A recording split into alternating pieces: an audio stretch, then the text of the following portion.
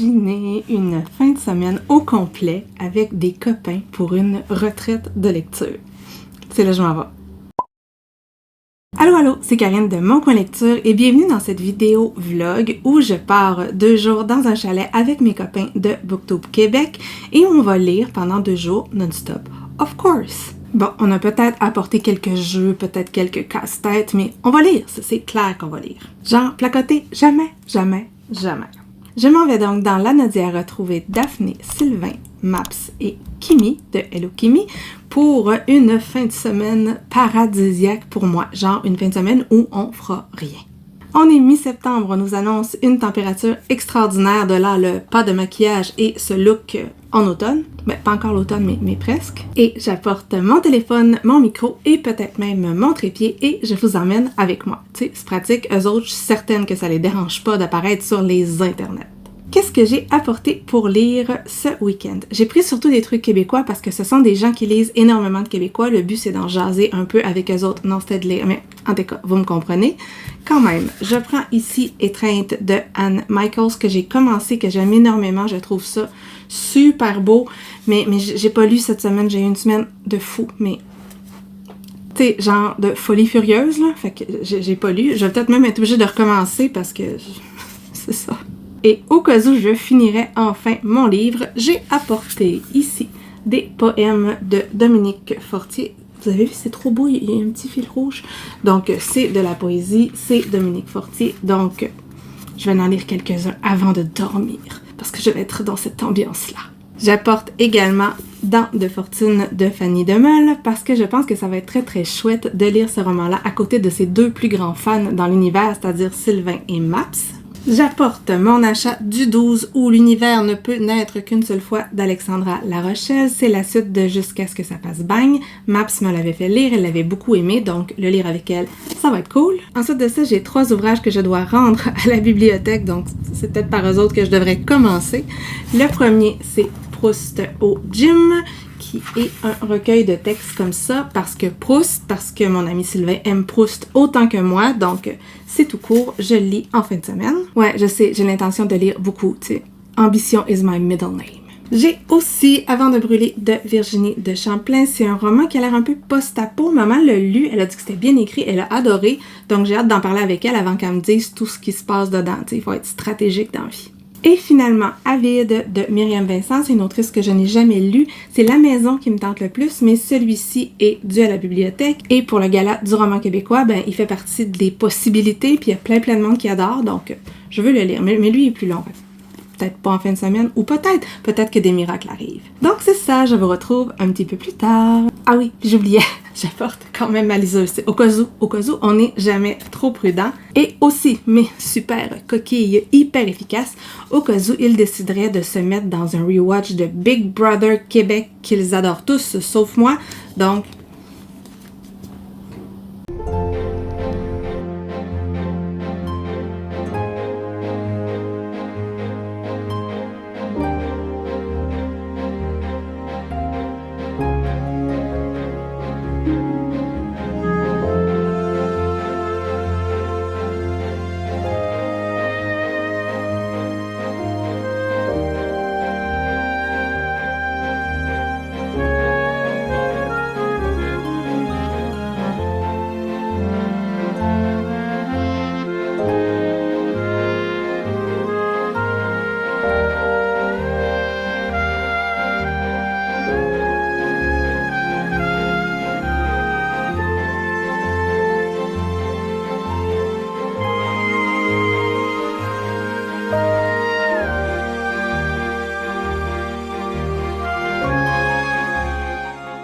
Bon, j'ai terminé mon premier livre de ma retraite de lecture, c'est Étreinte de Anne Michaels. C'est tellement bien écrit, là, c'est fou. Puis je dis, mon premier livre de la retraite, j'étais rendue à peu près là quand je suis arrivée, ici, là, mais je l'ai recommencé parce que c'est un livre dans lequel il faut se plonger Et là, il y a Sylvain qui essaye d'aller se baigner. C'est très, très drôle. Donc, je disais qu'il faut se plonger dedans. C'est une atmosphère qui est très particulière. Ça parle de couple, ça parle d'amour. On se promène à travers l'espace et le temps. Et surtout, il y a toute la question de qu'est-ce qui arrive après. Est-ce que les âmes laissent des traces? Est-ce que la science est bien placée pour tout comprendre? Et la façon dont c'est amené, c'est différent à chaque fois. Moi, je ne suis pas du tout croyante, mais ça fait du bien quand même de se dire que moi, peut-être. Puis c'est pas religieux, pas du tout. C'est plus, il y a la science là-dedans. On croise Marie Curie et l'écriture, c'est super bien écrit. Il paraît que c'est une autrice qui écrit très, très bien en anglais, mais c'est traduit par Dominique Fortier. Et ça fait partie de la rentrée littéraire parce que ça a été également publié aux éditions du Sous-sol en France dans la même traduction. Donc, je recommande, c'est super beau, c'est un moment onirique, un moment un peu éthéré. Mais là, installé ici, dans la véranda, au chalet, c'était parfait pour se plonger dans ce mood-là. Donc, voilà! Puis là, quand même, on n'a pas tant lu que ça. On a fait des petites périodes de lecture. Il y a un oiseau, je suis vraiment distraite, il y a plein d'oiseaux qui vont dans la mangeoire. On a fait des jeux, on a placoté, bien entendu, parce que on se voit pas si souvent. Et là, mais comme je disais, Sylvain essaie de se tremper le gros orteil dans l'eau. Je pense qu'il réussit même. Puis je pense que Maps est à côté de Pierre. Fait que c'est ça. Donc, on va retourner à nos jeux et à notre fin de semaine de slow living. Et il faut recommencer l'année prochaine, mais plus longtemps. Et là, je vois que ma caméra est très, très sale. Ça doit pas être très beau comme image. C'est pas grave.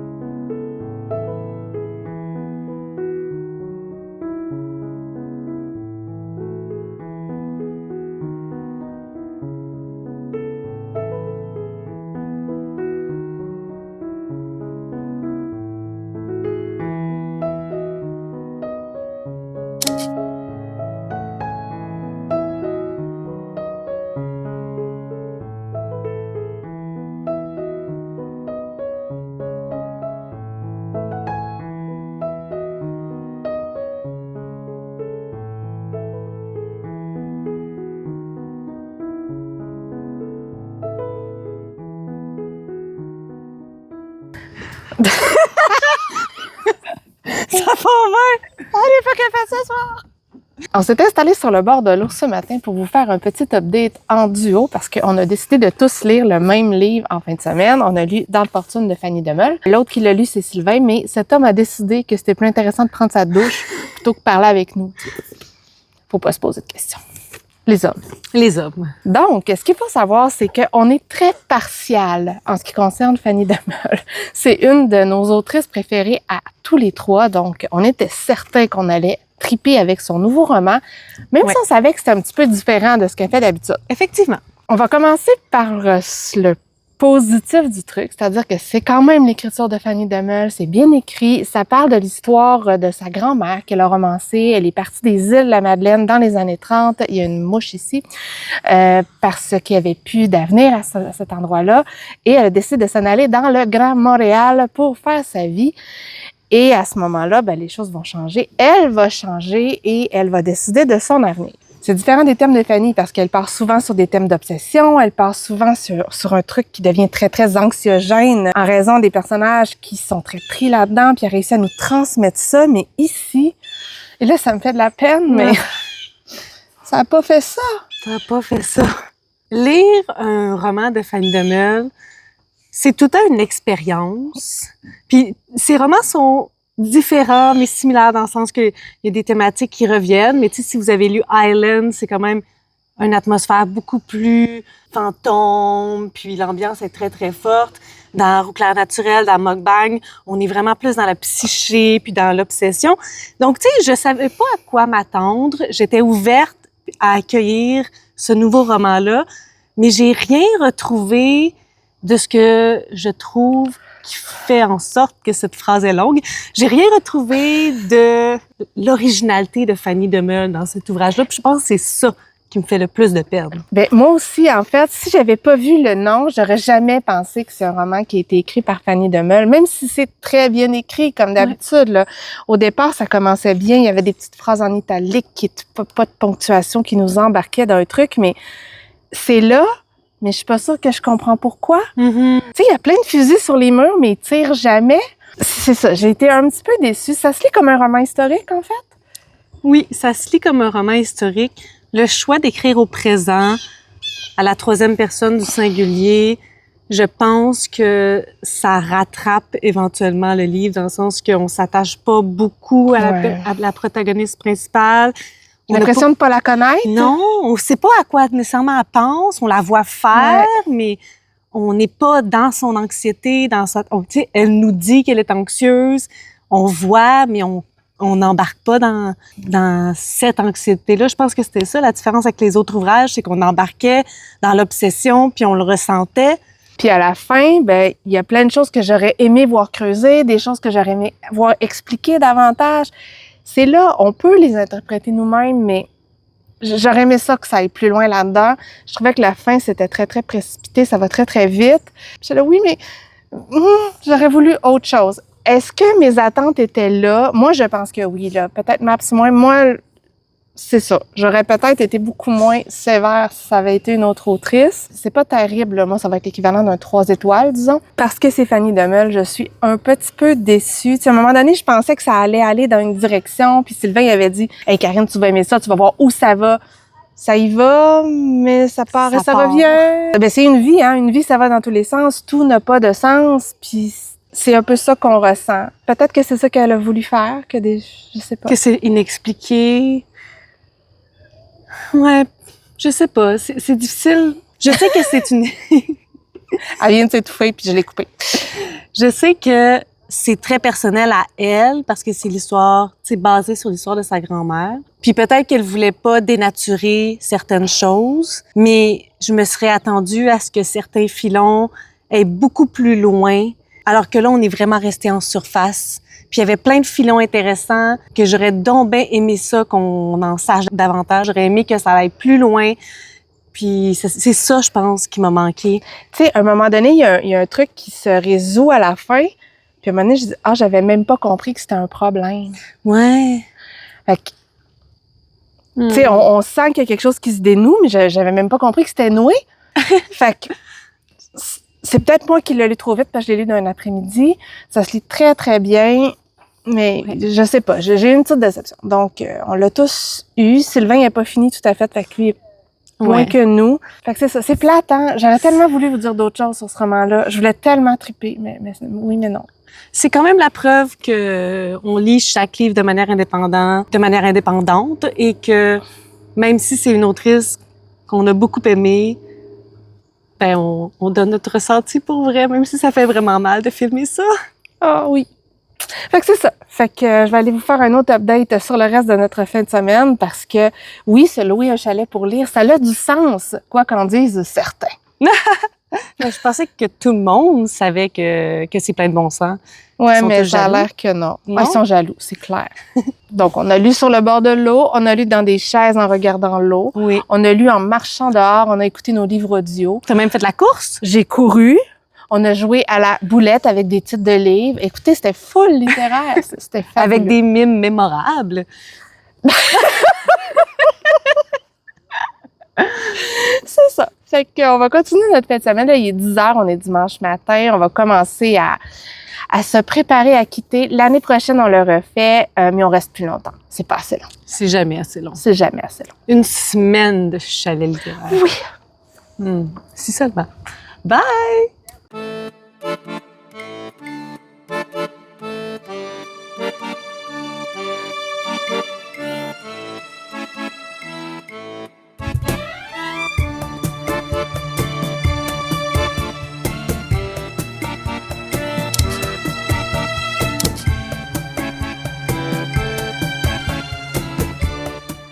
Je suis revenue dans mon décor, je suis de retour de ma fin de semaine chalet qui était super tripante. Je suis ravie d'être allée, même si clairement l'année prochaine, faut que ce soit plus long. Parce que c'est quand même beaucoup de route, puis on avait juste une journée complète là-bas, plus long. Genre 2 jours de plus, ça serait super. C'était quand même très très cool de se voir tous, et si je regarde, j'ai lu quelque chose comme 500 pages papier, puis peut-être 600 pages en audio sur la route. Donc ouais, j'ai quand même lu pas mal. Mais on va avouer qu'on a quand même beaucoup placoté et c'était fort chouette. Aussi, on s'est ramassé à lire le même livre en même temps, à répéter. C'était cool, même si on n'a pas trippé comme on aurait voulu. L'expérience de lire en même temps, de se faire nos commentaires à mesure, d'aller se cacher pour parler de quelque chose quand l'autre n'était pas rendu à la même place, c'était fort chouette. Pendant la fin de semaine, il y a quand même plusieurs personnes qui m'ont demandé comment on avait décidé de faire ça, une retraite de lecture entre lecteurs. En fait, ce qu'il faut savoir, c'est que le petit groupe avec qui je suis partie, on se connaît depuis de nombreuses années via les réseaux sociaux, certes, mais on s'est vu déjà plusieurs fois, on sait qu'on aime ça passer du temps ensemble. Donc, on s'est pas lancé comme ça à l'aveuglette dans une retraite de lecture sans savoir si on allait s'entendre et si on allait passer du temps agréable ensemble. Donc, faites-vous-en pas, c'était pas du tout risqué. Quoique, aller lire avec des gens, ouais, n'importe quand. N'importe quand. Avant qu'on parte dimanche, j'ai quand même pu terminer Proust au gym, qui est reparti à la bibliothèque, donc je peux pas vous le montrer. C'est un texte qui est court, c'est l'histoire d'un étudiant et lui a décidé que dans son année, il finirait son mémoire de maîtrise. Il lirait Proust, en fait, il écouterait Proust en livre audio tout en s'entraînant pour perdre du poids et gagner du muscle. Dans cet ouvrage-là, on va le suivre le long de son périple qui sera en montagne russe, comme vous pouvez vous l'imaginer. Tu sais, si vous avez écrit un mémoire de maîtrise ou une thèse de doctorat, là, vous comprenez, c'est sûr. Je vais jouer franc jeu. Si je n'avais pas lu et aimé et vénéré Proust, est-ce que j'aurais aimé autant? Je sais pas. Je sais pas si on peut vraiment aimer si on n'a pas lu Proust, si on trippe pas sur ces personnages-là, s'ils sont pas vivants pour nous. Parce que entre le programme d'entraînement, les idées un peu sur la thèse, c'est beaucoup ses impressions à propos des différents romans de la recherche. Puis moi, ben c'est assez simple, ça m'a donné le goût de tout relire. Par contre, les parties par rapport à son entraînement, c'est moi mon trip, là. C'est moi quelque chose qui m'intéresse, gagner du muscle, gagner de la force, chest, bras, dos, pas tant.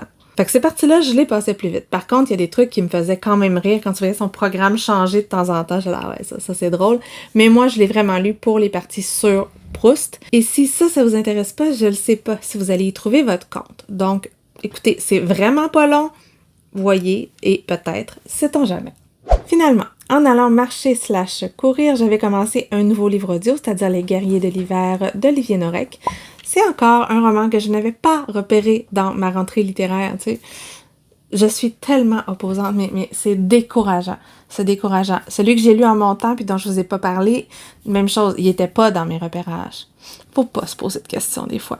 Bref, je l'ai lu parce que j'ai vu qu'il était dans une sélection pour tout plein de prix. Alors que c'est pas une maison d'édition qui est souvent mentionnée. Je pense que c'est chez Michel Lafon. Puis Olivier Norek, qui a surtout écrit des polars, c'est un ancien policier. Il paraît que c'est très réaliste à ce niveau-là, mais aussi assez cru et des univers qui sont pas faciles. Il a écrit entre autres la série Code 93. Ici, on est loin de tout ça, on est en Finlande et c'est un épisode que je ne connaissais pas et j'ai pu apprendre sur cet épisode-là à travers ce roman-là. C'est un roman de guerre. On est tout le long à la guerre, avec tout ce que ça implique de mort, de tirs, d'horreur, etc. Et on est au début de la Première Guerre mondiale. L'URSS de Staline décide d'attaquer la Finlande, qui n'en demandait pas tant. C'est un tout petit pays qui est pas tant armé, qui n'est indépendant que depuis quelques années. Bref, ils n'ont aucune chance face à l'URSS. Mais ils vont tenir, par exemple. Ils vont tenir vraiment plus longtemps que prévu. Et c'est cette bataille-là, ces quelques mois-là qu'on va nous raconter dans ce roman-là. Et je vous jure, ça nous fait pas aimer Staline et les Soviétiques. C'est épouvantable. ce qu'ils font, la façon dont ils le font, c'est oh my God, c'est enrageant. Et veux pas, c'est impossible de pas faire des liens avec ce qui se passe en Ukraine présentement. C'est juste comme ça. On va suivre un groupe d'amis qui viennent du même petit village. Ils vont se souder et moi, c'est cette histoire d'amitié-là qui m'a le plus touchée. Et dans ce groupe-là, il y a un jeune homme qui va devenir le meilleur tireur d'élite ever. Il s'appelle Simo. Et encore aujourd'hui, ses conseils sont ceux qui sont donnés aux tireurs d'élite à travers le monde. À lui tout seul, il va réussir des choses absolument incroyables. On va suivre son parcours, celui de ses amis, mais on sent que dans chaque petit groupe, il y aura une histoire à raconter. Il y aura une histoire d'amitié, il y aura des déchirures, des déchirements. Je partais pour toi des déchirages, c'est encore pire. Je suis fatiguée, je pense. On va dire des événements déchirants, c'est plus syntaxique. Et en plus de ça, ça nous permet de réaliser à quel point la guerre est souvent déshumanisée. Il y a quelques personnes qui ont des visages, mais il y en a plein d'autres qui en auront jamais. On voit l'autre côté, comment ils sont menés, c'est terrible. Tu sais, genre, les officiers russes, ils ont plus peur de Staline que des ennemis, c'est n'importe quoi. Tout le long, on est sur le champ de bataille, on est dans la stratégie militaire, il faut aimer ça pour apprécier ce roman-là. Moi, c'est un roman que j'ai bien aimé, j'ai appris des choses, je ne savais rien de ce pan de l'histoire-là. Est-ce que j'aurais aimé qu'on sorte un peu du champ de bataille? Oui, probablement que oui, parce que j'aime les histoires de guerre, mais j'aime aussi voir alentour, j'aime ça qu'on sorte de ça. Mais je comprends le choix de l'auteur, je comprends, mais moi, pour vraiment apprécier, pour avoir un gros trip de lecture, il aurait fallu qu'on aille un petit peu plus loin.